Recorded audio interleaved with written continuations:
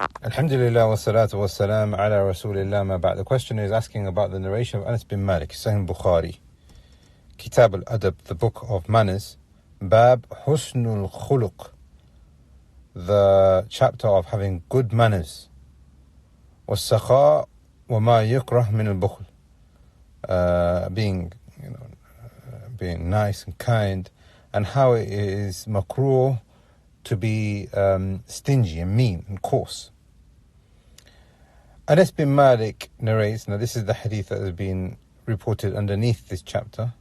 Anas bin Malik, he says, خدمت النبي صلى الله عليه وسلم 10 سنين. I was of service to the Messenger of Allah صلى الله عليه وسلم for 10 years, with food, with drink, with wudu, with helping him to bathe, with helping him to relieve himself, with helping him just even around the house. Some of the companions, they used to say about Anas bin Malik, we used to have a level of envy for him because he used to enter the house of the Messenger of Allah صلى الله عليه وسلم as if he was related to him. خدمت النبي صلى الله عليه وسلم 10 سنين.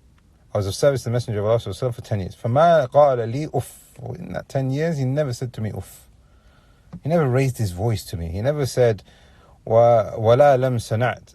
Why didn't you not do this? ولا ألا سنعت. And if only you did that. For that 10 years, the Messenger of Allah sallallahu alaihi wasallam never ever did anything which made me feel degraded. And that's the meaning. Imam al-Nawawi, Ibn Uthaymeen, his explanation, Riyadh al-Salihin. The meaning here is not to say, why did you do this and why didn't you do this? The meaning here is the way that you correct. It's the way that you correct. So what Anas bin Malik is basically saying here is that the Messenger of Allah sallallahu alaihi wasallam never chastised me. He never rebuked me. He never ridiculed me. He never made me feel like I was something insignificant or that I've done something really bad and wrong.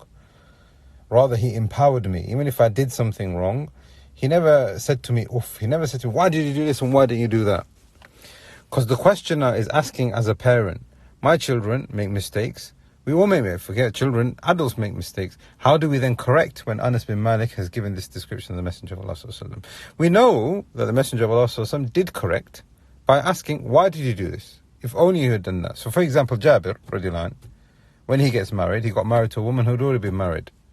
So he said, why didn't you get married to somebody who is a virgin? He's questioning. The Messenger of Allah sallallahu alaihi wasallam, when he was tested by the Quraysh, he said, how can these people ever be successful? He was questioning them.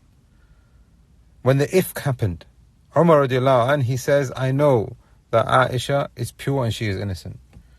So he says to Umar radiallahu anh, go out and tell them then. Why don't you inform them? As in, like, do something, as in, oh Allah, make it happen that the truth becomes apparent. He was questioning. Therefore, the issue isn't about questioning.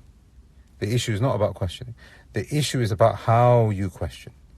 And this is, like I said, the explanation given by Imam al-Nawawi in his explanation of Sahih Muslim, and also by Ibn Uthaymeen in Sharh Riyadh al-Salihin. And he uses the ayah in Surah Al-A'raf. Allah subhanahu wa ta'ala says, خُذِ الْعَفُو, take pardoning, وَأْمُرْ بِالْعُرْفِ, and enjoying good. Look, take pardoning and then enjoying the good. This is what we're learning here. وَأَعْرِضْ عَنِ الْجَاهِلِينَ, and completely, distance yourself and put a distance between yourself and the jahilin. Ibn Uthaymeen rahimahullah is saying here, afu has an amazing effect upon the human being. Husnul khuluq, and good manners, has an amazing effect upon the human being.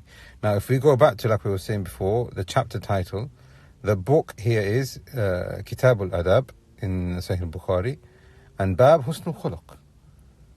Now, this teaches us that the fiqh of the hadith from Imam Bukhari himself. The chapter titles in Sahih Bukhari explain to us what Imam Bukhari intends from this hadith. Why would he put this hadith under that chapter title? So he is saying here, from good manners is that we use manners when we want to correct.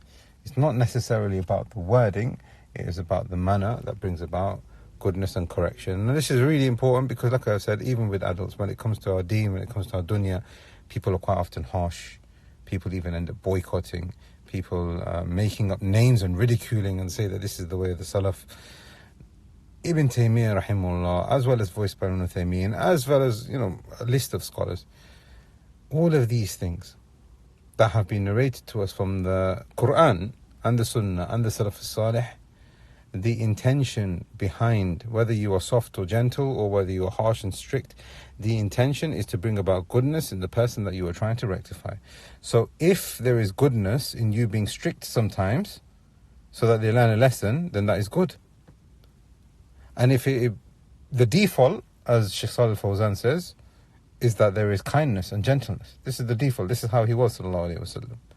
And this is what Anas bin Malik is telling us in this hadith. But there are also other narrations where the Messenger of Allah sallallahu alayhi wa sallam said, "Allimu abna'akum bis-salat bi-sab'a." Teach your children how to pray by the age of 7. وَضْرِبُوهُنَّ bi-ashra. Then beat them if you have to.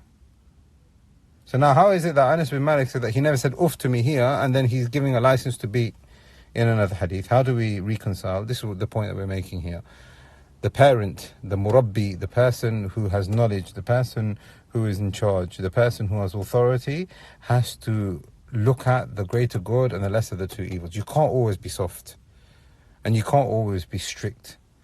Rather, the intention for the sake of Allah is to bring about goodness, not only in yourself and those people around you. So Anas bin Malik is basically saying in this hadith, the Messenger of Allah was the best of teachers.